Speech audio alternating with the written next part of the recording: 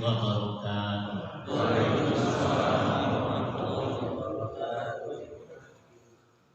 Innal hamdalillah nahmaduhu wa nasta'inuhu wa nastaghfiruh wa na'udzu billahi min shururi anfusina wa sayyiati a'malina. May yahdihillahu fala mudilla lahu wa may yudlilhu fala hadiya lahu. Asyhadu an la ilaha illallah wahdahu la syarika lahu wa asyhadu anna Muhammadan abduhu wa rasuluh la nabiyya ba'da. Allahumma shalli wa sallim ala hadzal nabiyil karim wa ala alihi wa ashabihi ajmain. Amma ba'd. Hadirin ikhwatul iman yang dirahmati Allah Subhanahu wa taala, yang saya hormati, pertama-tama dan yang paling utama kita bersyukur kepada Allah Subhanahu wa taala atas limpahan nikmatnya, curahan rahmatnya, kudrat serta iradatnya. Alhamdulillah sampai saat ini hari ke-20 di bulan suci Ramadan kita masih diberikan oleh Allah anugerah sehat dan batin, diberikan kesempatan untuk melaksanakan berbagai macam aktivitas ibadah. Mudah-mudahan apa yang telah kita laksanakan menjadi amalan salihah yang diterima oleh Allah Subhanahu wa taala. Termasuk juga doa-doa kita diijabah oleh Allah Subhanahu wa taala. Shalawat dan salam semoga senantiasa tercurah dan terlimpahkan kepada junjungan kita Nabi besar Muhammad sallallahu alaihi wasallam, keluarganya, sahabat-sahabatnya dan seluruh pengikutnya yang selalu patuh dan taat kepada ajarannya. Mudah-mudahan termasuk kita di dalamnya. Amin ya Allah ya Allah. Tema yang akan disampaikan pada pagi hari ini adalah keutamaan bulan Ramadan dilihat dari berbagai aspek kehidupan manusia. Yang pertama, bulan Ramadan, bulan yang suci dan agung ini dilihat dari aspek akidah atau dilihat dari segi akidah. Bulan Ramadan merupakan bulan pertama kali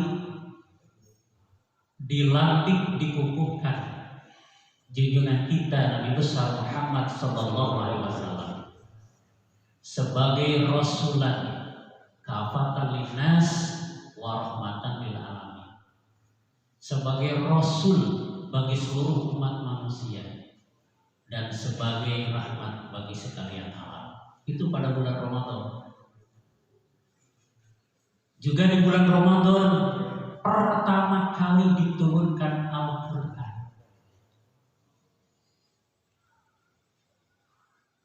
Kepada Nabi Muhammad SAW sebagai Rasul terakhir. Al-Quran sebagai huda, sebagai al-bayyinah, sebagai Al-Quran. Dan ini dijelaskan oleh Allah Subhanahu wa taala di dalam Al-Quran surat Al-Baqarah ayat 180. Allah berfirman, A'udzu billahi minasyaitonir rajim. Bismillahirrahmanirrahim. Syahrul Ramadan alladzi unzila fihi hudan linnas wa bayyinatin minal huda wal furqan, dan seterusnya sampai di penghujung ayat ta'allakum tashkurun.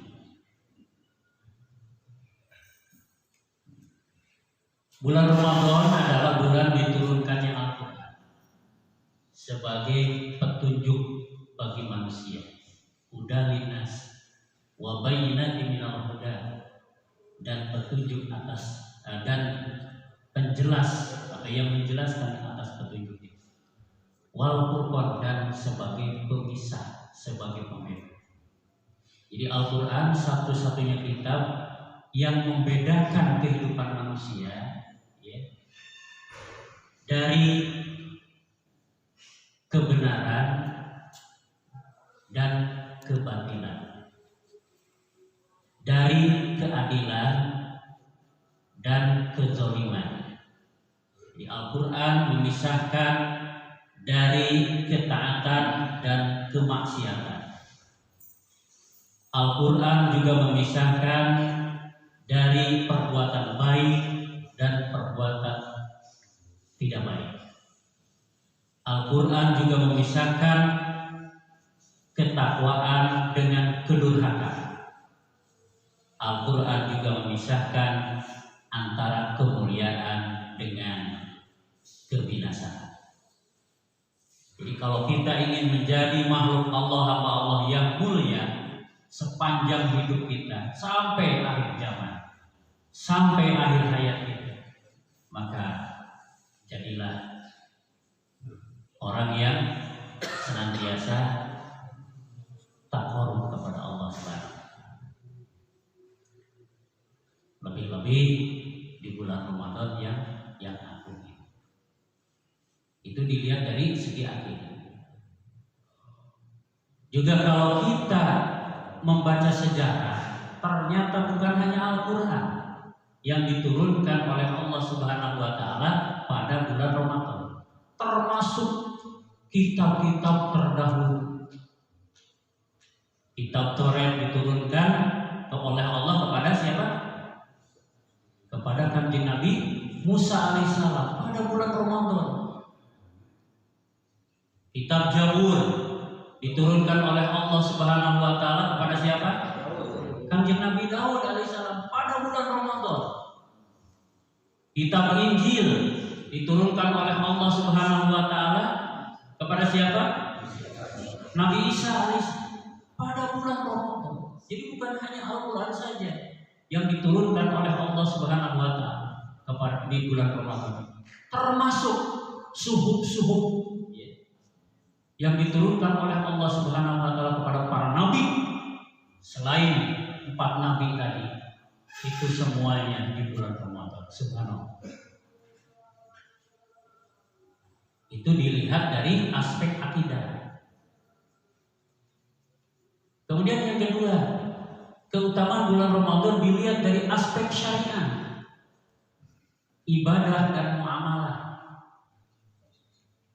Bulan Ramadan merupakan bulan diperintahkannya seluruh umat manusia oleh Allah Subhanahu wa Ta'ala untuk melaksanakan ibadah saum.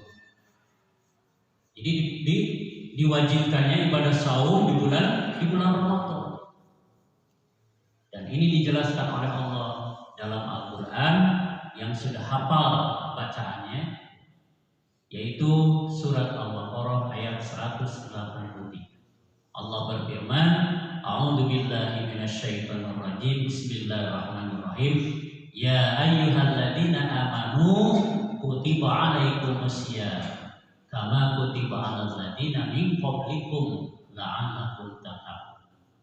Wahai orang-orang yang beriman, telah diwajibkan atas kamu berpuasa sebagaimana telah diwajibkan kepada orang-orang sebelum kamu agar kamu bertakwa. Hadirin ikhwan iman yang dirahmati Allah Subhanahu wa Ta'ala, ternyata bukan ibadah saum saja yang diwajibkan di bulan Ramadan untuk memberikan pahala yang besar dari Allah kepada hambanya. Di bulan suci Ramadan Allah memberikan kesempatan seluas-luasnya, memberikan waktu selebar-lebarnya untuk melaksanakan berbagai macam aktivitas ibadah tatawwu yang pahalanya berlipat ganda. Di antaranya, Bapak sudah pada hafal? Yang pertama, tenanawan menyusun Qiyam Ramadan yang terkenal di negara kita namanya di Mekah mau ngartosin tarawih teh salat qiyam Ramadan ya, salat malam di bulan Ramadan itu pahalanya berlipat ganda. Yang kedua, tadarus Al-Qur'an.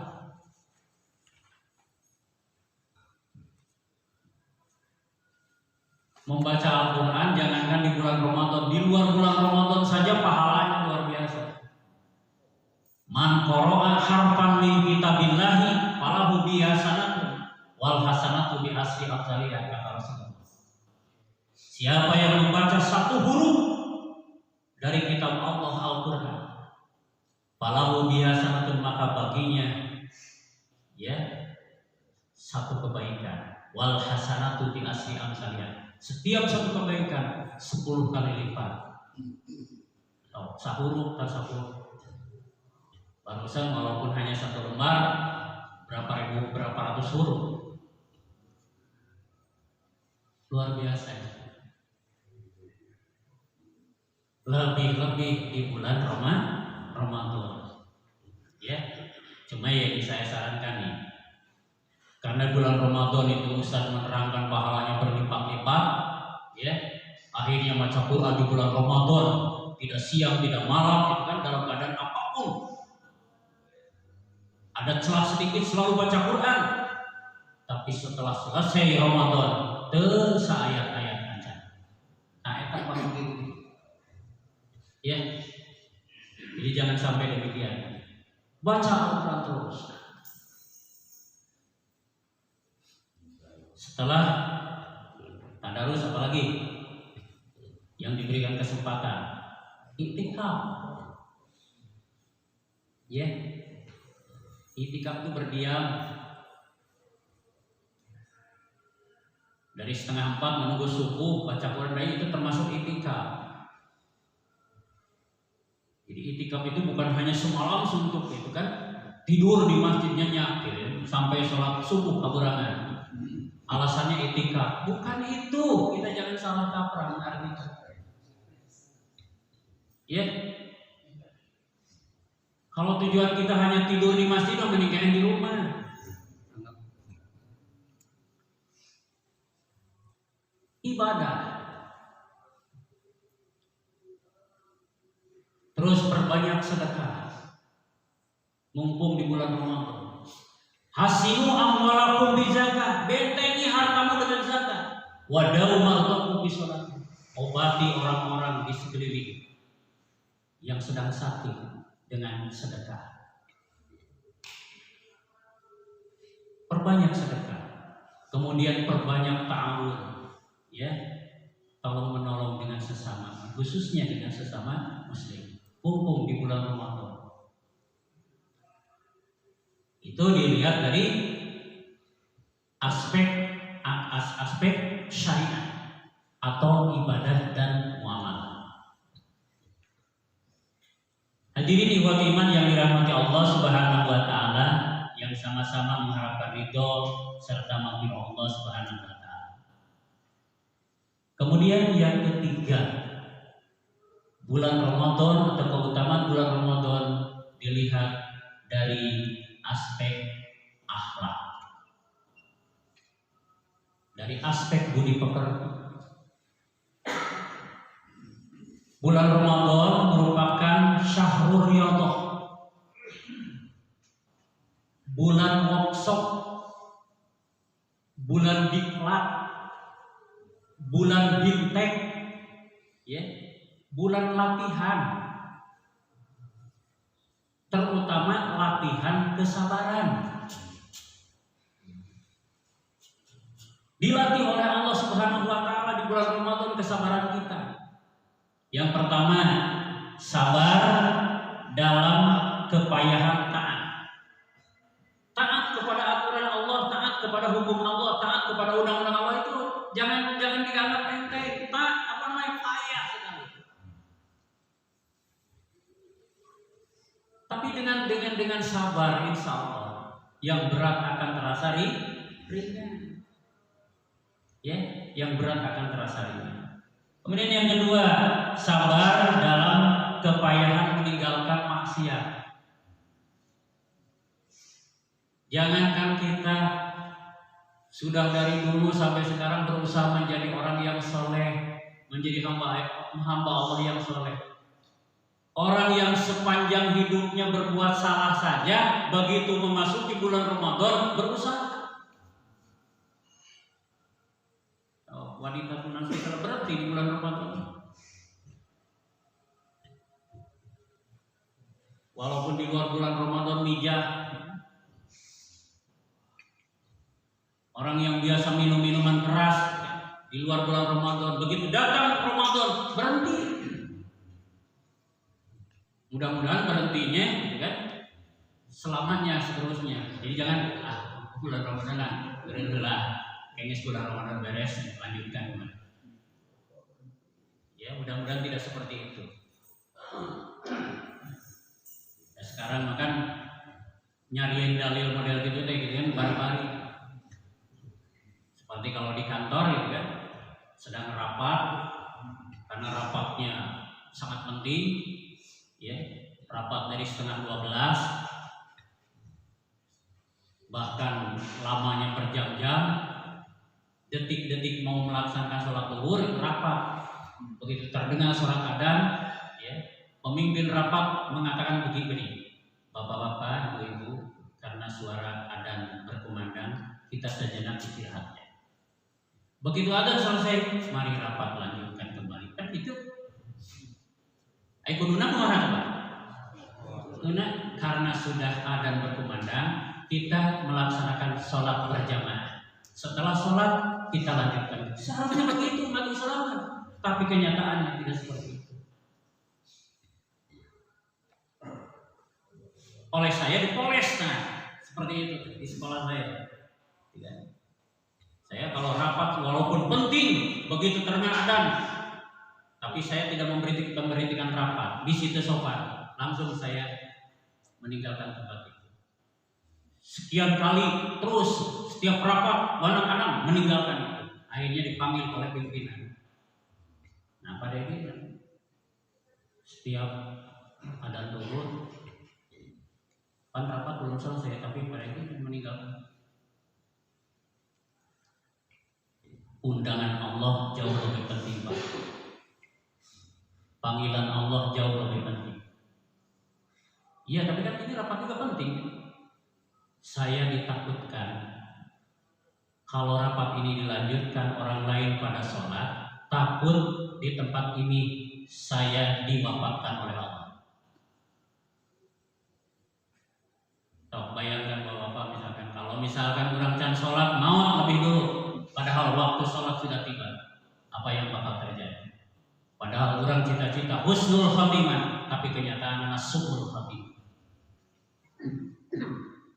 Nah makanya Bapak kalau benar sudah waktunya ada, sudah waktunya sholat, jangan ditunda-tunda, ya. Kan orang bercita-cita teh hoyong husnul khotimah. Kalau kita bercita-cita ingin husnul khotimah, maka yang pertama harus husnul ibadah. Yang kedua husnul muamalah. Sing hade ibadah ke Allah Subhanahu wa taala jeung sing hade hubungan dengan sesama manusia. Insyaallah. Kartos ada? Kartos ada? Alhamdulillah. Kemudian yang ketiga, sabar dalam menghadapi musibah. Nah sekarang kita itu sudah hampir 2 tahun ini sedang diuji oleh Allah Subhanahu wa taala dengan musibah, ya, COVID-19, dengan musibah corona. Kita bersyukur tahun ini, ya, di bulan Ramadan ini bisa melaksanakan berbagai macam aktivitas yang dicita-citakan oleh kita. Tahun kemarin agak ditutup, ya. Kita bersyukur. Mudah-mudahan hari ke-20 ini, ya, kita senantiasa dalam lindungan Allah Subhanahu wa taala sampai selesai bulan Ramadan.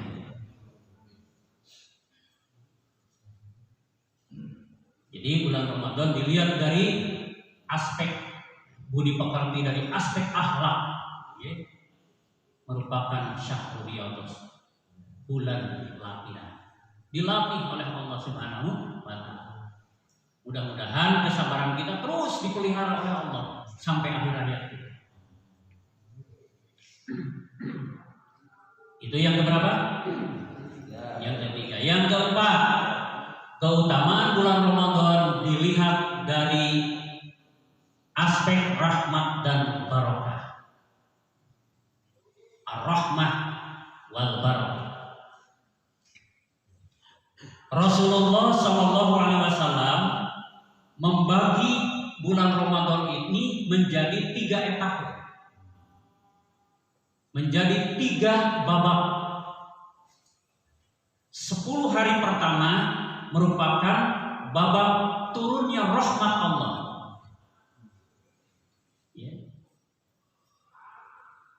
Nazal rahmat, diturunkan oleh Allah Subhanahu wa taala. Dari tanggal 1 bulan Ramadan sampai tanggal 10 Allah menurunkan rahmat, kasih sayang, kanyaan kepada hambanya di permukaan bumi ini. Tanggal 11 sampai tanggal 20 merupakan babak maghfirah. Allah menurunkan ampunan selebar-lebarnya kepada hambanya yang hidup di muka bumi ini, khususnya umat Islam yang beribadah, membaktikan diri kepada.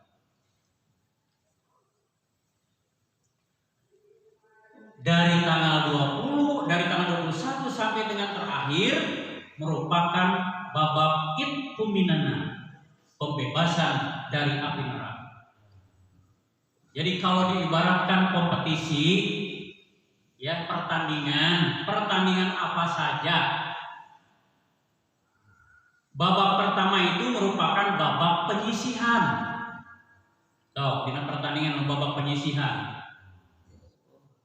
lapangan penuh kosong,